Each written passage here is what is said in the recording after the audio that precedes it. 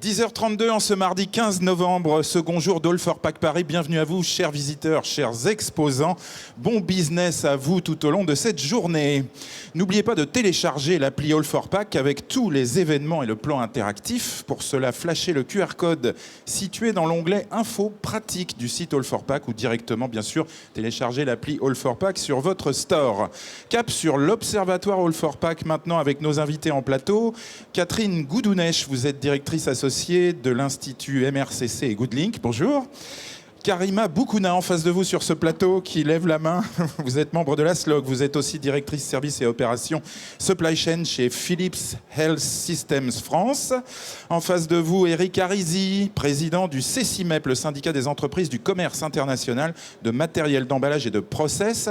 Le CECIMEP regroupe 135 entreprises qui distribuent en France du matériel de process, de la fabrication, du conditionnement, du contrôle et du marquage. Je crois que je n'ai rien oublié pour le compte des marques étrangères. En face de vous, Jean-Marc Doré, président du GEPIA, qui fédère les principaux constructeurs français de machines et d'équipements périphériques, du process et du packaging. Bienvenue à vous. Et vient de nous rejoindre sur notre plateau, nous en sommes heureux, Éric Fresnel, président de la société Sliver et président du groupe emballage du CIMOP, le syndicat des machines et technologies de production, une organisation professionnelle, vous le savez sans doute, qui regroupe 270 entreprises de la TPI du groupe au groupe international. Et en maître de cérémonie à côté de moi, Annette Frédinger-Leget. Bonjour Annette, comment allez-vous ce matin? Tout va très bien. Tout va très bien. Nous avons pris le rythme du salon. On a pris le rythme du salon, effectivement. Nous commençons à découvrir toutes ces innovations, oui. Et on est heureux d'en voir autant. Tout à fait. Quelle année quand même, quelle édition d'All for Pack 2016. Vous êtes experte internationale en emballage et conditionnement. Annette, vous accompagnez le salon dans ses orientations stratégiques. Il faut le répéter encore ce matin. Vous impulsez également chaque année les orientations de cet observatoire All for Pack qui est devenu au fil des années une référence pour la filière. Complètement. C'est le seul outil de prospective pour la filière qui nous permet de mesurer les hauts et parfois les bas de la filière, mais surtout de pointer les faits porteurs d'avenir.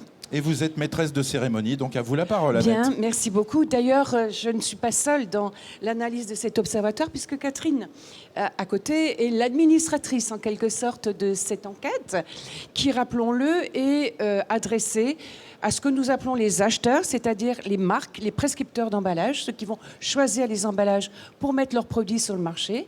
Cette enquête s'adresse aussi aux fabricants d'emballage et aux fabricants de machines d'emballage et de conditionnement. Donc, Catherine, il y a toujours deux indicateurs que l'on regarde très traditionnellement. C'est les perspectives de production pour ces trois secteurs. Quelle a été la tendance pour 2016 ? Alors, quand on leur pose la question de leur perspective à moyen terme, donc 2017-2019, on a cette année, de la part des acheteurs, une confirmation de l'optimisme qu'ils avaient déjà affiché lors de l'observatoire précédent, c'est-à-dire qu'ils sont 63% à estimer que ces perspectives de production seront à la hausse à moyen terme. Pour les fabricants d'emballage, même optimisme, 62% de hausse parmi les répondants. Pour les équipementiers, seulement 48% estiment une progression dans les 2 prochaines années. En réalité, parce qu'il y a surtout 29% qui parlent de stabilité et surtout 18%, ça se confirme chaque année, qui ont un problème de visibilité. Donc ils estiment qu'ils ne peuvent pas se prononcer sur une hausse ou sur une baisse. Pour les fabricants de machines, rappelons simplement que c'est la 3e année consécutive que l'Observatoire montre un optimisme vis-à-vis des perspectives de production. Ça vaut quand même la peine d'être signalé, puisque nous sortons à peine finalement d'une crise économique que vous tous autour de cette table avez su juguler par l'innovation et le développement. Alors il y a quelque chose qu'on surveillait aussi de très près justement dans ce baromètre, c'est l'indicateur sur les marges. Nous avons connu il y a 2 années des hausses de matières premières phénoménales, en particulier sur les plastiques et les papiers cartons, qui a obéré largement la marge des fabricants d'emballage et des fabricants de machines. Est-ce que la perspective de restauration des marges se confirme ou pas cette année aussi ? Elle se confirme légèrement pour les fabricants d'emballage. Ils estiment que leur marge va évoluer à la hausse à 26%, mais quand même 59% estiment qu'elle restera stable. Voilà. Et pour les fabricants de machines, les équipementiers, ils sont 23% à estimer qu'il y aura une hausse, mais surtout 63% qu'elle ne va pas bouger après plusieurs années où elle était plutôt à la baisse. Voilà, parce que dans cet observatoire, parfois c'est le à la baisse qui nous intéresse, la marge à la baisse, ça interpelle. Mais là, encore une fois, cette tendance se confirme. Alors bien sûr, c'est un optimisme pour l'ensemble des secteurs utilisateurs que l'Observatoire décompose toujours par rapport aux grands secteurs que vous retrouvez d'ailleurs sur le salon, l'agroalimentaire, la cosmétique, la pharmacie. Quel est le secteur qui semblerait être le plus dynamique, qui tirerait de plus en plus la production des emballages et machines d'emballage aujourd'hui ? Alors, l'optimisme des acheteurs dont on parlait tout à l'heure est porté en réalité par le secteur du e-commerce et la grande distribution. Ils sont 79% estimés qu'ils vont progresser dans les 2 prochaines années. Il y a aussi juste derrière les services, 71%, cosmétiques, parfumerie, hygiène, 69%.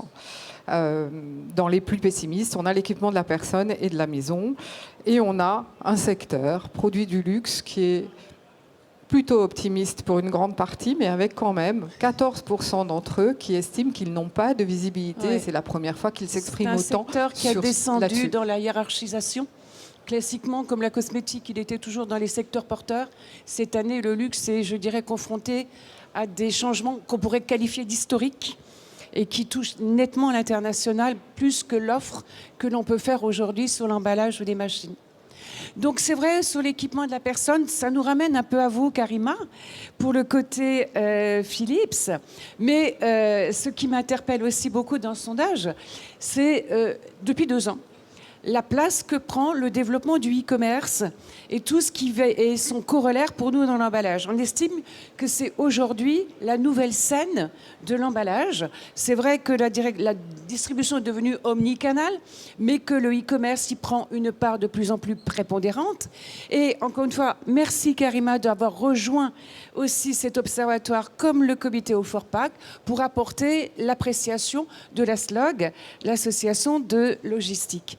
Et quand on dit e-commerce, on parle de reverse logistique, on parle de tout ça. De votre point de vue, quelles sont aujourd'hui les attentes en matière d'emballage pour celui qui va concerner davantage le e-commerce en particulier, et peut-être nous expliciter les attentes ou interrogations ou problématiques soulevées par la reverse logistique en e-commerce? Alors merci pour cette introduction. Moi, je suis ravie d'intervenir effectivement au titre de la SLOG, Association Supply Chain et Logistique. Et dans notre groupe, donc, intervient également donc, Frédéric Beltoise, qui est le directeur Supply Chain de vente privée. Donc je vais me permettre d'apporter aussi son témoignage, puisqu'effectivement l'emballage est d'autant plus important que dans le e-commerce, c'est le seul contact véritable, je dirais, du consommateur final avec la marque. Ce qui veut dire par là que l'attention qui doit être portée à la fois à la qualité de l'emballage, mais aussi à l'expérience des emballages est extrêmement importante, puisque tout va se jouer à ce moment-là. La taille de l'emballage va être importante, le soin qui va y être apporté, les éléments de différenciation, des éléments de discrétion également, puisque tout dépend effectivement de ce qui va être acheté par le consommateur final. Donc, en termes d'importance de l'emballage pour le e-commerce, je ne peux que renforcer, je dirais, le message de mon confrère concernant effectivement la dimension extrêmement importante de l'emballage comme élément de différenciation et vecteur d'expérience pour nos clients. D'accord, merci Karima. Jean-Marc ? Si tu m'autorises à rajouter un commentaire, on l'a vu et ça s'explicite parfaitement. Hier soir, il y avait les Oscars de l'emballage et dans les produits qui ont été primés, on a remarqué un certain nombre d'emballages carton, parce que c'est quand même aujourd'hui l'emballage au niveau de l'e-commerce qui est le plus utilisé, qui venait tout à fait conclure ça. On sent bien qu'il y a une problématique au niveau de la sécurité des emballages, au niveau de la taille des emballages. Aujourd'hui, on doit sortir des technologies et des machines qui savent avoir cette souplesse pour faire des emballages parfaitement adaptés au format d'expédition du produit. C'est vrai, merci Jean-Marc de le signaler. Dans le stand un peu plus loin au bout de cette allée, vous avez le Pack Innovation Awards où a été primé Neopost, qui a proposé à Cdiscount une installation totalement automatisée de fabrication d'emballage sur mesure pour le e-commerce. Et ils seront d'ailleurs sur ce plateau TV le jeudi. Et je crois que c'est Emmanuel qui gérera cette table ronde. Avec la fameuse CVP 500. Voilà. Tout à fait. Alors, on va... Du coup, Catherine, on se demande, ça on vient commencer de parler un peu des utilisateurs, quels sont aujourd'hui leurs grands axes, enfin, quels sont dans les grands épiphénomènes apparaissant sur l'évolution du marché, quels sont les grands paramètres qui boostent leur innovation aujourd'hui? L'innovation, alors il y a les moteurs et les freins inhérents à l'innovation, j'allais dire à l'interne au sein de l'entreprise. Dans ces moteurs et ces freins qui créent une dynamique, un mouvement, le premier, contrainte ou moteur, ça dépend, c'est la réduction des coûts. Ça concerne 97% des répondants et c'est très important pour 59% d'entre eux. Donc c'est le canevas de fond et c'est un moteur d'innovation manifestement. On a juste derrière la notion de recyclabilité, ça je savais que j'allais buter dessus, et la réglementation. Donc très important pour 41% de nos répondants. Là on parle des acheteurs. Ensuite, on a tout ce qui concerne lutte contre le gaspillage, le marketing, la communication. Ces moteurs et ces freins sont nombreux. Ils se complètent les uns les autres, ils ne s'excluent pas et ils créent cette dynamique. Cette dynamique aussi, cette innovation, elle est tournée vers le consommateur final. Et ce consommateur final, il pousse à faire évoluer les emballages. Il y a plusieurs leviers d'innovation qui sont destinés au consommateur final. Il y en a 4 en moyenne par répondant qui se sont exprimés sur le sujet. Et en premier cette année, le design général. Donc on revient sur l'élément de différenciation de l'emballage dans la vision qu'il donne au consommateur final. Sa praticité, la facilité d'usage, la recyclabilité en 3e position, l'emploi de matières recyclées, puis les matériaux. Et est apparue dans le classement la notion de personnalisation qui complète bien entendu le design qui est en première position et qui est un élément de différenciation majeur. Donc une des raisons d'être de l'innovation, c'est la différenciation. Alors c'est vrai que ce qui est nouveau cette année, c'est que le design général, c'est le libellé exact de la question, est devenu le premier levier d'innovation pour les marques devant la praticité et devant la recyclabilité. Bon, la recyclabilité, elle est devenue un leitmotiv constant depuis un certain nombre d'années et reste constant aussi la valeur ajoutée au moindre coût, c'est-à-dire la réduction des coûts. Eric aussi, si vous permettez, en tant que fabricant à la fois d'emballage et représentant des fabricants de machines, comment répondez-vous à ces attentes d'aller vers la recyclabilité? Ça suppose que ou vous développez des matériaux d'autant plus recyclables, ou vous utilisez des machines, vous développez des machines qui vont permettre de travailler ces matériaux. On va commencer avec la réponse d'Éric Fresnel.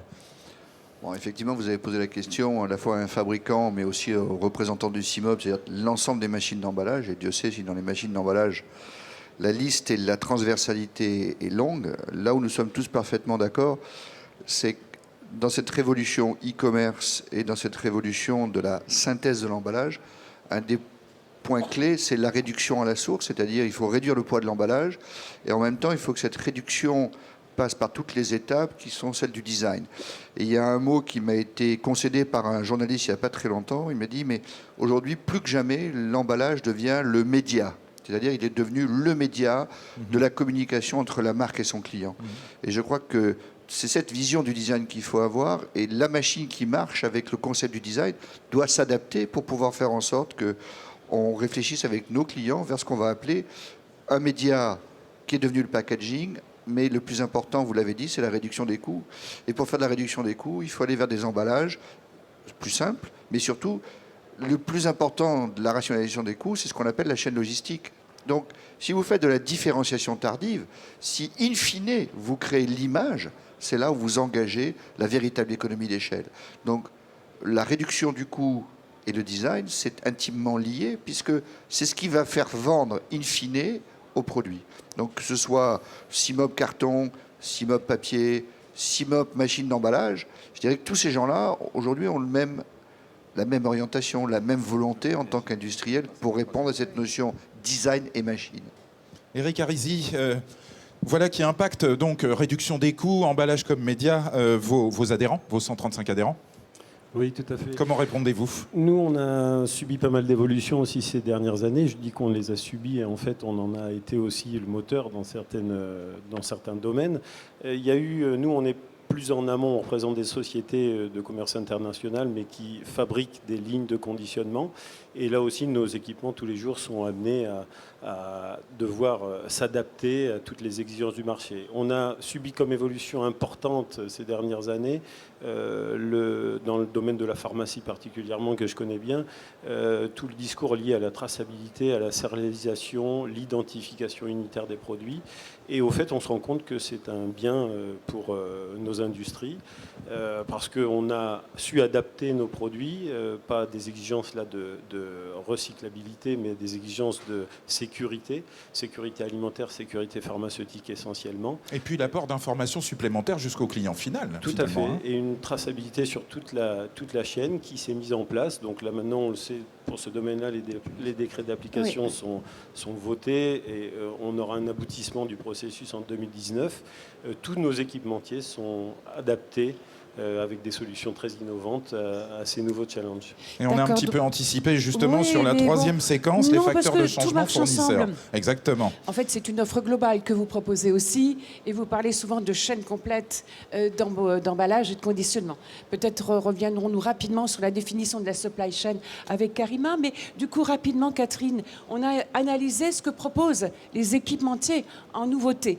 Et c'est une question qui a été formulée par la SLOG, qui voulait savoir qu'est-ce que aujourd'hui, quelles sont les prestations que peuvent proposer les équipementiers dans un esprit de développement et d'innovation. Et on est extrêmement synthétique sur la réponse parce qu'il nous reste 2 minutes. C'est en gros, Catherine. Les équipementiers, c'est la maintenance, préventive maintenance. et C'est curative. Voilà. Tout à fait. Voilà, maintenance. On a été dans rapide. le sens où c'est maintenance curative, maintenance préventive. Mais autant que je me souvienne, il doit y avoir 69% de scoring pour la maintenance à distance. Et ça, c'est ça qui m'interpelle. C'est peut-être d'ailleurs, Jean-Marc, ce sur quoi le GP a travaillé avec la Virtual Packaging Line, c'est l'industrie 4.0. Où en est-on aujourd'hui? Comment vous la voyez, cette industrie, pour vos fabricants, vos membres équipementiers?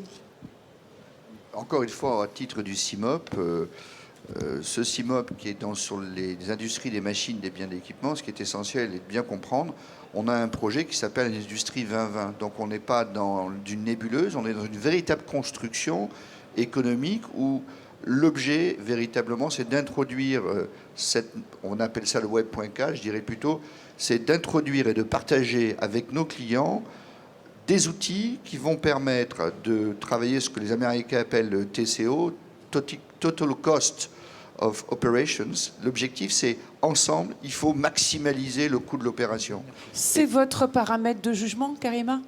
Taux de réduction taux de rendement synthétique et TOES et compagnie, c'est l'arbitrage. On partage tout à fait cette approche de TCO, Total Cost. Alors moi je parle de Total Cost of Ownership, mais Total Cost of Operations. Et effectivement, je voudrais juste rebondir sur l'importance de l'innovation et des machines qui ont été évoquées précédemment. Là, c'est ma casquette d'ancienne patronne d'entrepôt qui vous parle. Et effectivement, la grosse angoisse du logisticien, c'est le vide. C'est à la fois le transport du vide, mais c'est aussi la manutention de vide, etc. etc. Donc, c'est extrêmement important, vraiment sur l'ensemble de la chaîne, à la source jusqu'au client, d'avoir cette notion de juste emballage, et à la fois dans sa dimension de contenant, mais également de vecteur d'information. Je suis désolée, je vais avoir l'impression de vous brimer, mais nous avons une visite officielle en fin de matinée. Donc, moi, ce que j'ai envie de dire à tous nos visiteurs, c'est surtout aller sur les stands de Allez nos sur les stands, équipementiers. découvrir l'innovation. Alors, juste une dernière question. On sait que tous les équipementiers français ou distributeurs ici aussi vont exporter à l'étranger. Et vous avez misé sur le continent nord-américain pour les années à venir, ce qui est un peu nouveau dans les destinations qu'on avait appréhendées les années précédentes. Et on se dit, mon Dieu, si le dollar remonte et autres, qu'est-ce qui va se passer? Comment vous allez aborder ce marché américain? Oui, mais alors ça, c'est trop compliqué. Il faut répondre en 2 mots. En 2 mots, c'est ma 3e casquette, puisque je suis aussi le président Adepta Emballage. Donc, il ne faut pas oublier que les entreprises françaises, c'est 85% à l'exportation. Le marché américain, c'est un marché énorme qui est en croissance. Il y a des Avec un nouveau ouvertures et des président qu'on attentes. adore déjà. Hein, voilà. Alors, l'adoration n'est pas le juste mot. Nous sommes des industriels, on n'adore rien. Nous sommes là pour construire. Vous êtes des gens Donc, pragmatiques et on le ressent. Le pragmatisme en va pour effet. demain et on est parti sur les États-Unis. Alors, Et vive on voit les vive innovations, l'export. effectivement, de cette industrie 4.0 qui pointe plus que le bout de son nez dans ce salon. Et j'espère que vous m'en voudrez pas de vous avoir coupé quasiment la parole. Merci, Je vous merci remercie. Et encore une à fois, tous. bonne visite sur vos stands. Merci à tous. C'est la fin de cette édition du journal d'ouverture de cette journée pour vous, chers exposants, chers visiteurs. Rendez-vous, par exemple, pour visiter la Virtual Packaging Line sur le stand du GEPIA et sur chacun de vos stands. Excellente journée sur All for Pack.